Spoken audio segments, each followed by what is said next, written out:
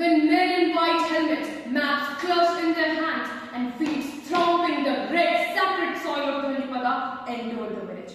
One of the officers came to front and spoke to the village headmen.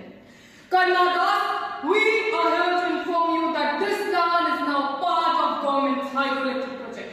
You have just 10 days for the relocation. This is Project Asha.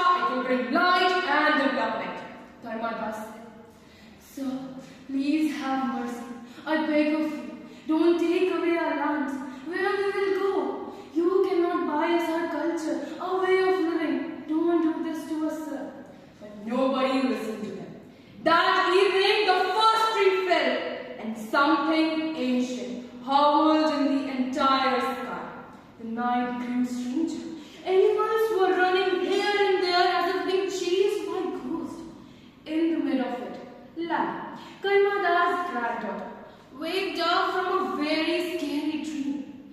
She ran to her mother crying, Mama, I saw a very scary dream. Everywhere there was fire and flame flood, and a voice was calling my name from the darkness.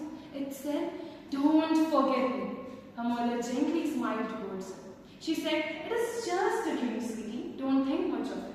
But she knew that it was the spirit of the land that was warning them all. The final day came up. When trucks were lined up, soldiers were standing with rifles in their hands. Women clutched their kids. Men looked helplessly at the mountains that had risen them. When everybody was packing their belongings, Lali, she ran to the old banyan tree that had the carved faces of their ancestors. She hugged the tree and pressed her ear to its trunk. She heard a faint heartbeat. But suddenly, a collision, an explosion echoed the valley. The village gates were closed. The river water rose and the village sank. Cement replaced the soil. Months later, one evening, a flood alert got aired.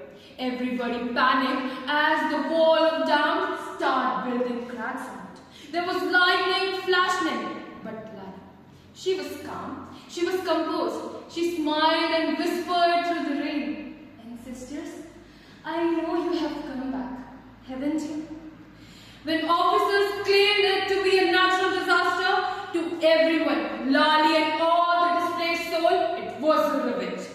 One dark evening, Lali, with a handful of soil wrapped in a red cloth and the last seed, probably the last form of Dhanipada village, she went to the city's outskirts and there she sowed the seed.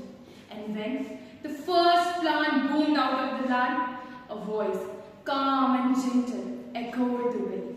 That the homeland never dies, it just hides in its shadow. Thank you.